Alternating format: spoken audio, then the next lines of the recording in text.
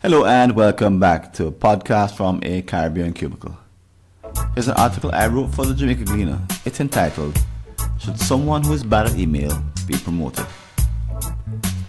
Is there such a thing as email prowess? And is it important enough to be one of the core criteria for promotion? Many would disagree, but there's evidence which suggests that electronic messaging is no longer a diversion from your work, but an essential component. It's fair to say that most managers see email as a nuisance, an activity they would gladly do without. Professionals from an older generation can remember a simpler age when it didn't exist. They recall the false promise made that it would save time, a goal it certainly has never achieved. Now it's become an obligation, a burden which distracts and takes attention away from the real jobs managers are supposed to be doing. If it were to disappear or be banished, many would cheer with relief. Of course, that's wishful thinking. Asynchronous electronic messaging isn't going anywhere, even if it gets a slight makeover via tools like WhatsApp. The benefits it brings are far too great, and there's not a single company which has avoided the culture change it's wrought. Amidst these changes, managers don't understand their role as a skillful user of email. Here are 3 research-based conclusions which illuminate the need to develop this skill long before a promotion is contemplated. Number 1. Email skill does matter. Researchers at Microsoft have been mining email usage data for several companies for many years. Their expert analyses can predict how well a team performs.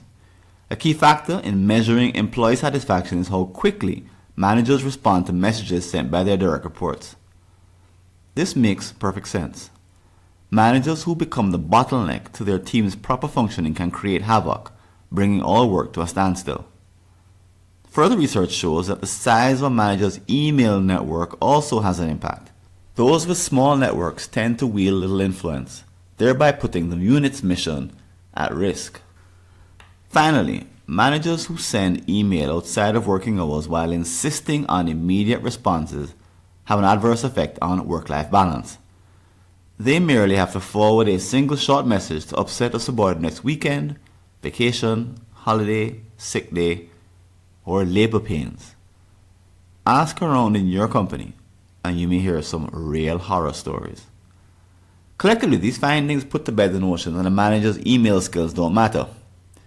Unfortunately, many who are promoted fail to understand the centrality of these skills to their new role and never become proficient.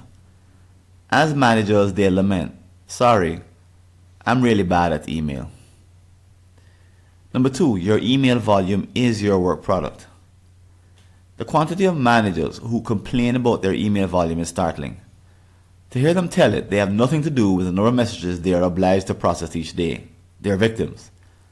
While this particular nonsense has no place in the managerial ranks, the company that fails to teach the right lessons to its staff fosters its continuance. All firms must give staff the skills to manage ever-increasing volumes of email. In the cases where the executives are the worst complainers and offenders, the entire firm suffers. In a June 2012 Gleaner column entitled, "How Executives Unwittingly Turn Employees into Morons," I shared a true story. A vice president consistently and blindly ruined the productivity of those around him by insisting on replies to his messages within an hour. His ignorance and the ripple effect it produced could have been avoided with the right intervention customized for his level. That training would have reshaped the common understanding. Email messaging is a multifaceted activity that requires a number of simultaneous skills: operational effectiveness, writing, call to action crafting, reading between lines, tone management, plus others. They don't come without effort and practice, yet most companies are blind to studies showing that the average manager spends 20% of his day on this task. The cumulative time spent producing and processing poor quality messages is immense. Number 3, the human resource department's role. Traditionally, HR has been one of the least productive units in this area. When email was first rolled out, the department was often the last to adopt the new technology. Playing catch-up ever since, many human resource professionals live in a perpetual backlog, use poor techniques, and don't move beyond the basics.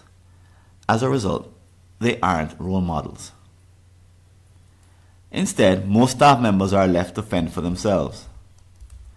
This means that promotions occur without these skills being taken into account.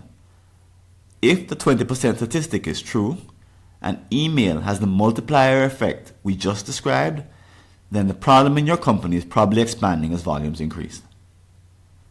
In most firms, this logjam can only be broken by top leadership, which must start by taking responsibility for its own lack of skill. After a good intervention, the frequent complaints about emails should be replaced by positive collective action and include everyone who sends electronic messages.